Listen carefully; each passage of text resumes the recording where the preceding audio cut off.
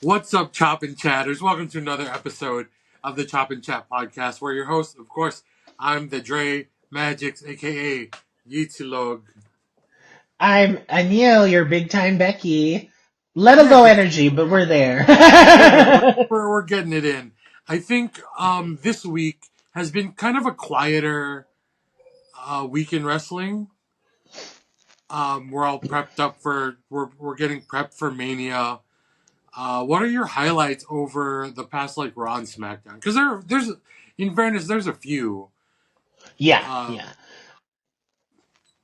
Good. Um, for me, for last week's Raw, um, because Dre and I didn't get to record then because I was working. But last week's Raw, I think the only I was pretty checked out the whole episode except the last two. Mm-hmm. So I was literally looking forward to Io, Bianca, and Rhea because I wanted to see what was gonna happen. Because at this point we're still at it's Io versus Bianca, and I think everyone's just like, no, you're not you can't have your biggest star not part of WrestleMania. So everyone's just waiting for it. So I saw the segment. Um, I guess the everybody talks about how Io can be boring because she can't cut promos, and I'm like, that's actually I disagree with that. I think Yeah, she can cut speaking promo. English is not the biggest thing. But I really love that they capitalized on, not giving her a lot to say, but a lot to say with the slaps. I Mm-hmm. was just like, yeah! Yeah, yeah, But it was good because the disrespect, come on, they were shoving her. So I was like, do something, yo! right. I really appreciated that. I think one big thing for me that I've noticed is Bianca cuts really real to life promos. Like Yeah, when she's in her promo mode, it's it doesn't seem put on. I yeah, mean, I don't want to kind of phrase it this way, but I'm like, I grew up where I grew up, and I'm hanging out with all different kinds of culturally different people. Where I'm like, yo, this is like a Black Girl Magic promo. Like the Big Three promo was so good to me because it felt so real. yeah. And it felt so worldly. Like you Mm-hmm. had women from America, a woman from Australia, a woman from Japan, and it's like world wrestling entertainment. Or even her promo So with Naomi and Jade. that was really good. I mean, Yeah. okay, I find it funny because I'm just like, okay, this acting is not theater or whatever, and that's what I love about it. I love the campiness of the acting. Like, I don't get it when people say that, when people are like, oh my god, their acting is so bad. I'm like, this is wrestling. That is part of it. We're not Yeah. expecting Academy Award winning performances because if we do, then that becomes a little odd. That's where you're like, No. Yeah. Yeah. what? What is this person doing in wrestling? Maybe they should make movies. So yeah, their acting is not supposed to be for making movies. It's a live event kind of thing. So it's a whole different form of entertainment. But yes, I think the star of the week, for me at least, was Bianca. Cut two great segments, one in Raw, one from SmackDown. Um, but yeah, I think I don't remember most of the Raw show. When I look back, I'm just like, what happened? Yeah. That was except of course. Then let's go to the steel cage match. Oh my god! Yes. First of all, the match I think was good for what it was. It was good. It was a Monday Night Raw steel cage match in Madison Stage Garden. I can't think of anything else to end Raw. So that was great. And my God, just seeing Roman come back, I was like, finally, finally. But of course, it was also expected in my end where I'm just like, I mean, we all are waiting for this triple threat, so finally something happened. It's funny because someone online was like, "Oh, Roman's back because he ran out of PTO." Oh, he probably did. It's been a while. Yeah. But yeah, and I think that was a whole again, that's why I was like Elimination Chamber was so good, Raw after that was so good. And then after a while it's like I get it.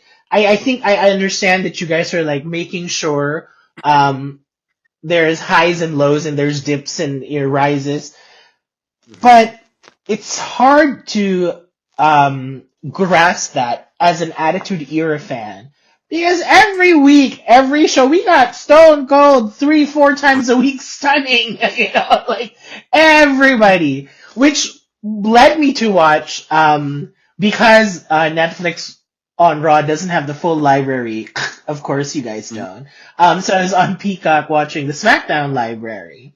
And SmackDown 2000 just like every episode, and that's SmackDown. SmackDown got a lot of shit for a long time for being like a number 2 show. But I was Hmm. watching the Attitude Era. I'm in August 2000. I'm just like, Dang. and there is no Stone Cold here yet because remember he was out for most of 2000, the first half. He So got there's run no over Stone by Cold yet. Rikishi. He got Yes, like run. yes. So we're leading into that. Commissioner Foley is like, we're gonna find out who ran over Stone Cold Steve Austin. Yeah. So it was like, and I'm just watching it, and I'm like, you have all these. So that's why it's hard for me to look at WWE today and know that the people behind it were the stars of the Attitude Era. Hmm. And they understood the kind of momentum that they needed to bring every show. It was like, and every single division had an interesting storyline. Every single member of the roster had something to do that significantly contributed to the whole Yeah. show. And now I'm just like, it's good. You have good moments. You're better, but you were able to do this in like 2022. What Yeah. happened? Oh, I get that. you know, Um, what are the standouts for me? I mean, we have new tag champs finally. Oh yes. Oh my gosh. No offense to the tag team division, but come on, like all these vanilla white boys just like coming out, Yeah. and I'm just like, no, like it's not working for us. Like, and it's not because they were white. It's more just because it's There's just no so character. vanilla. There's Yeah. no there's no there's no seasoning for real. Where it's just like bland chicken and asparagus wrestlers. You know. And I mean, I love Motor City Machine Guys. I mean, like, I crush on them since I was in college, but I don't know. I was like, there's nothing there. They're just like, we're gonna be tag champs. Okay. Yeah. Honestly, But yes.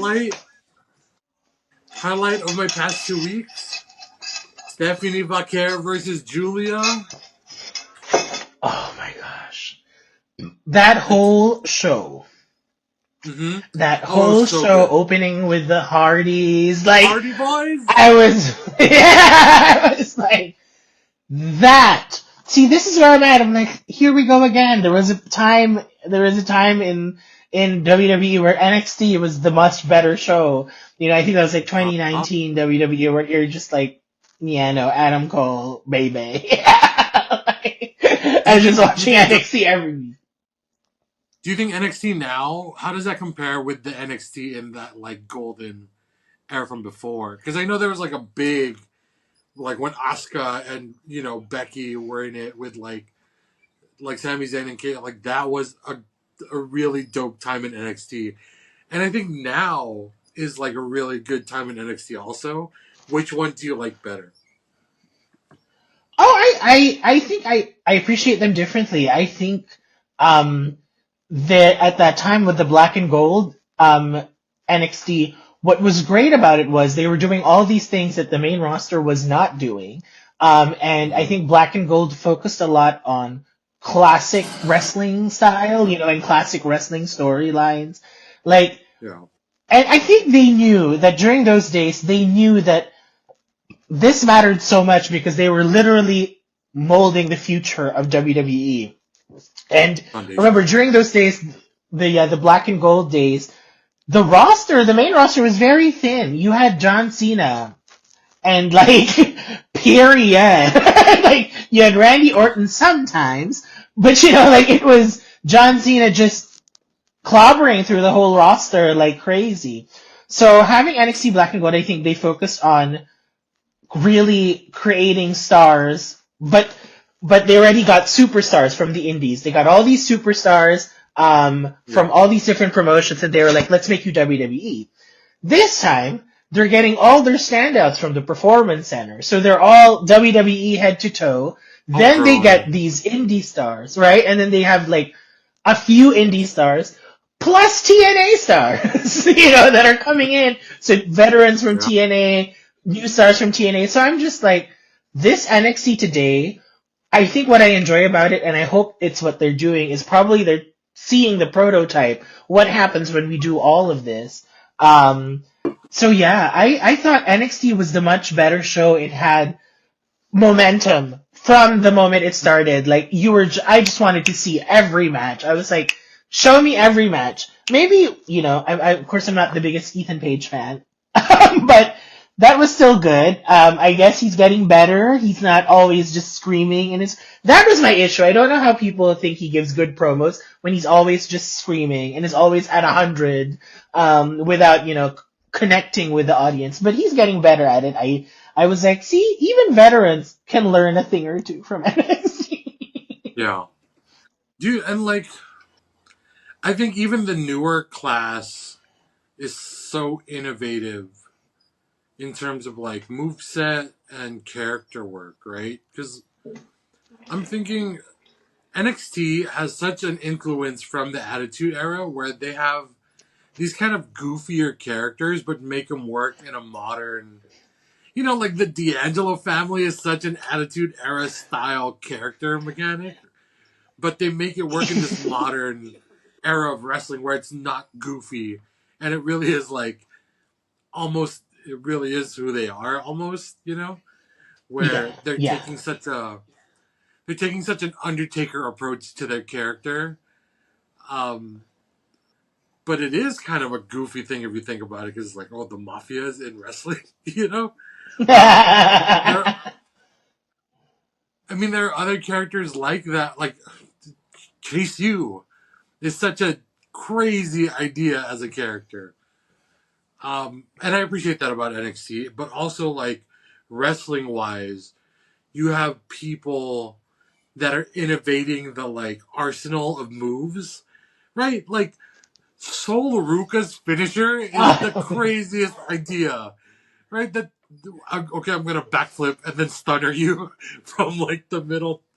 And then Javon Evans is so good. Um, they get crap all the time, but Nathan and Axiom are so good. Oh, so good. So good, so good. Yeah, Sol Yeah, Ruka so I really reminds me of like a Michelle McCool with 100 Red Bulls in her, and she's like, yeah. "Let's do it." So yeah, no, NXT was really good. I'm really excited. Of course, I used to like Kalani Jordan, but we're not going to talk about that. So I don't know how I don't know what's next for that, but no, I mean, but that's the good part about NXT. I think Wait, what personally, happened to NXT Kalani has Jordan? the best. Oh, Kalani Jordan, She got in was trouble. no, she didn't get in trouble yet, but I think WWE caught wind of it because she was getting like this consistent appearance on NXT, and then that happened. She liked a post on Twitter. She liked a tweet that basically was like, "Men do not belong in women's sports." So Oh my um, god. I know, and I Fine. was like, she liked it, so I was like, okay, there's nothing. I personally was just like, okay, she liked it. Then people started calling her out. They were like, do you know how harmful this kind of thing is? And Right. then instead of just keeping quiet, she responded all throughout and really showed a lot of her. I wouldn't call, okay, it's gonna get a little bit, it's gonna get a little bit Yeah, let's um serious. um I am not for cancel culture. I don't like the idea that somebody makes a mistake and then they don't get a second chance or they don't get another Right. chance. As long as the person apologizes, I think they don't deserve to, I think they deserve another chance and then finally that. So, and I get it. And there are people who don't apologize, like Tessa Blanchard. And I'm like, if you don't apologize, we're going to call you out every time you're in a match. We're going to call you a racist or Hulk whatever it is Hogan. you were. Even if, like Hulk Hogan, even if TNA denies it, we're going to call you Yeah. that. What happened here is, I think there is a discussion on, that where, and this is where I'm coming from as a member of the LGBT community. If people are wondering why that's wrong or why that's, because a lot of people are going to be like, but it's true, men are stronger than women. See, that's the thing. It's not, and it's like, and I think people need a time to sort of unlearn that because whether we like it or not, that's what we were taught at school. That's what we were taught at church. That's what, at home, everybody was teaching you that. But actually, first of all, it's a non-issue in America. It's an issue from a certain group of people trying to make trans people look bad. There are 10 trans athletes in the NCAA. Like, please tell me how removing them raises the price of your eggs or your gas or whatever. Like, it doesn't do Right. anything. But the thing with Kalani is she said, like, you have no idea. I'm in, like, sports and just having men there would be, like, bad. And I was like, they're not men. Like, and we don't Right. know. There's no data. There's no research. Like, how can you tell me that Nikita Dragon is stronger than Rhea Ripley? Like, like, can you please tell me that all trans women are stronger than women? Like, I don't think. Again, like, really, Nikita Dragon, Rhea Ripley, Rhea Ripley's not gonna win. So Right. it's like, Also, it's not. It's a but yes, non-issue in pro wrestling. especially in pro wrestling, where I'm like, Right. you might even have a better time if, let's say, the woman you're wrestling with is much more powerful than you. Then you guys can deliver a great show, like what we see with like Vader and Shawn Michaels, or Diesel and Shawn Michaels for that matter. So yeah, so she did that, and the way she defended herself was she was like, "I am not transphobic. I'm not," and I'm like, "Honey, if you do something wrong, just like pause and reflect on why people were offended by what you did. Because no matter what you say, no matter what you believe in, that was an extreme issue that I don't think you should have touched these days because A, you're an athlete, B, you're in pro wrestling. So it's like people just expected more from you, Mm-hmm. so She was so such a that's why good I'm like, I favorite think too. that's why she's pretty good, she's beautiful and all that, but I think that's why you see her less. And oh my god, Dre, I can't believe you didn't catch this. So when this was happening, of course, a lot of the people who got mad at her started researching her, stuff and trying to find dirt. Oh my god. Did you see they released this video on Instagram where all the wrestlers, NXT and main roster, were like hang out at this bar or club, whatever, and they have a video of Kalani Jordan like caressing the thighs of Jey Uso while they were sitting down. And people What? released this video and were like, is Jey Uso cheating on his wife? Like, it became a whole thing. And I was like, I felt bad for them because I was like, okay, don't mess with the people. Like, especially if you're not like 100% clean, like, so that became an issue, Right. and I think that's why we don't see a lot of Kalani now because Jey Uso is like getting a push at WrestleMania, and I'll find the video and I'll show it to you. I have it somewhere. I Yeah. saw it, and she Send was it. like caressing his thighs, but you don't see who it was. You just see Jey Uso, Grayson Waller. You see a lot of them. You see this woman with the curly hair. You see her caressing her thighs. So you don't see it's Kalani, but the folks online found her outfit for that night because she posted, and it was the same outfit. So you see the pants. So you're like, Dang. it's Kalani Jordan. So I But was she's like, with I think that's Mello. why you don't. She's with. Isn't she with Mello? I have no idea, to be honest. So, like, I just know Jey Uso is married. So, they released that video, and yeah, so I think that's why we're seeing less of her, because I think whatever they have on her, even if it's true or see, that's the thing with the internet, even if it's true or not, because she did that, they can now create the narrative of that Yeah. video, and I think that's why. And and I'm like, this is in the middle of Jey Uso's push. If something happens to Jey Uso, I don't think WWE would. That's gonna cost them a lot of money, basically, because it's like, you've been pushing this man. But yeah, so that's what happened to her. Speaking of Jey Uso, how are you finding this build with Gunther? It's boring as shit, man. It's like I don't I don't know. I like what they did recently on SmackDown, bringing Jimmy into it, and showing that he still writes for Jay.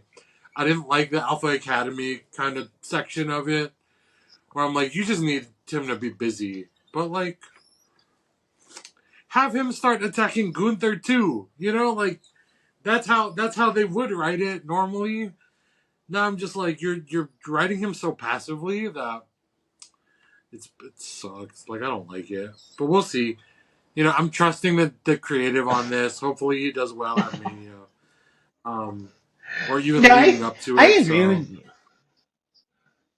No, I agree with you because I'm like, these matches Gunther is having, I'm like, he's the world heavyweight champion. You're giving him mhm. Axiom, you're giving him Tozawa. It's like, so what? So that he looks like, we all know he's strong and powerful. We've seen his intercontinental title reign. And the thing is, Yeah, the Gunther as World Heavyweight Champion is like a lower version when he was Intercontinental Champion. Because Intercontinental Champion, he was beating Sheamus and Drew McIntyre. Here you tell me he beats Ozawa and Axiom, and I'm supposed to be scared of Gunther, where I'm just like, I hope they do bring in Jimmy. I hope it has, maybe, like, remember when The Authority, Daniel Bryan, they were having their feud, and then Daniel gets injured, so they moved it to Brie Bella, and it became like a whole Brie versus Stephanie showdown, and then Nikki turned. So in my head, it's like, which I forgot. I was like, that was one of my favorite heel turns. I forgot to mention it at last week's 3 count. Nikki Bella turning heel. I was like, shit, I can't believe I forgot to mention that. But it's like, yeah, come on, there's Jey Uso. He has an entire bloodline in the WWE, and we're tearing through these low card wrestlers trying to instill fear that Gunther is going to take out Jey Uso. It's like, he's not. If Gunther started taking out Jacob and Jimmy and whatever the Tongas, like, then that might have been more fun. So again, I'm with you there. It's been boring. I'm just trusting the creative process that it will pay off, because they have shown the last PLEs this year, the last two, or the first two rather, have been very fun. So I'm just like hoping they just, turn the wheels. Which brings me to Charlotte and Tiffany. It's the same. yeah. Like, Charlotte comes out. Oh, wait. But, let me say, I am so proud of BFAB. Can you imagine? Charlotte Flair was injured Oh for almost a year. She comes back at the Royal Rumble and does not have a match since then, because I think they're trying to protect her. And they give her a match mm-hmm. with B-Fab? Like, oh my Yo, god, BFAB B-Fab! killed You it. got it! Yeah, let's go, BFAB.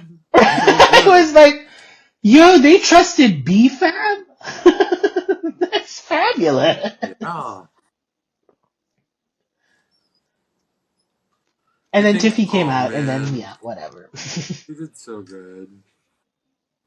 And I think this is what I like, right? WWE is trusting the superstars that could deliver character. Um, as much as the what do you call it? The like Zoe Stark, Shayna Baszler, like those guys are good in ring, but like I can't believe a promo. They, to me, they're the like Yeah. machine guns. You know what I mean? It's just like no, it's less seasoning. Um, okay. So kind of wrapping up this episode, let's get into this week's 3 count. In honor of the Rampage Gunther is going through on all these minor superstars. Top 3 submission moves. Ooh. Okay. Top 3 submission moves. Okay, my first one would be the Asuka lock.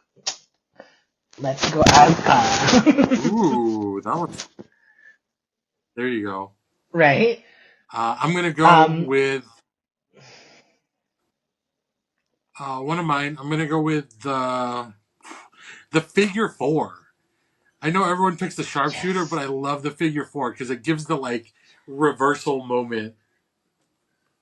Yes.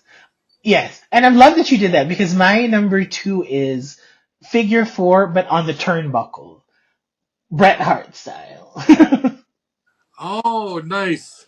Right? Like I like that. when he I like does it that. in the Okay. turnbuckle. Oh my god, that's like that seems more vicious.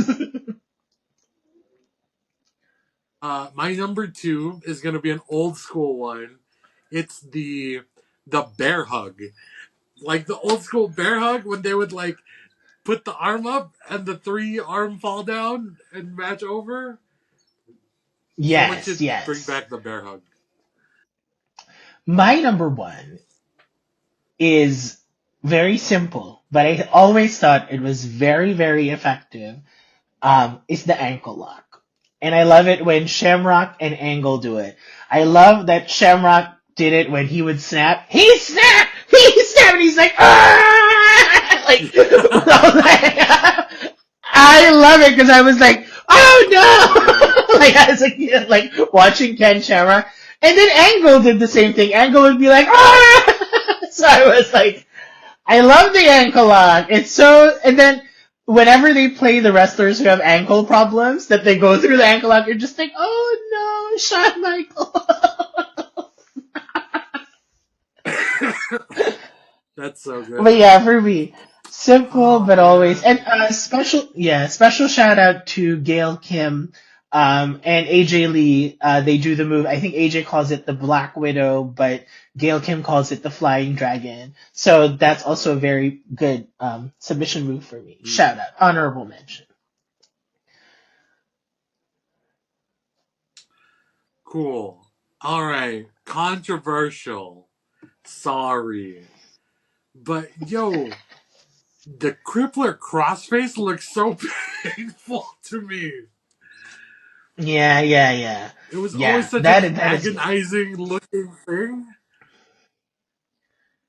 you know. And I know, okay, so you at this point we got to separate the artist from the art because, like, you know, it's terrible what he did, but also the crippler crossface is crazy. Yeah, yeah. It's crazy. And it is terrible what he did, but WWE also played a big part in it. So if you're gonna come for us, WWE is at fault too. So we can separate the artist from the move. Yeah, that was a very, very good move. Yeah, I mean, there's a lot of submissions, but yeah, I think it's what you remember the most. And yeah, for me, it's really. Yeah, honorable mention to the mandible claw. I think for me, Yes, yes, yes. Very yeah, in character for mankind. and And then it like was really like never an honorable bad. mention. Knuckle cracking Butch does like Oh my god. Yes. But yeah, yeah. All that's it right. for today. I Um, mean, there's not much that happened. all right, Top and Chatters, that's it. If you do like all this content, please subscribe to all of our social medias. We're on Facebook, TikTok, Instagram, YouTube, and Blue. No. Blue Blue Sky. Sky. Blue Blue Sky. Sky. Actually, Blue Until next Sky, time, we're your host. we've been getting a lot of interaction. Yeah. Yeah. So anyway, Right. I'm one of Um, your hosts, Big Time Becky and you. and I'm Dre, aka Yitilog. And until next time, see you next time.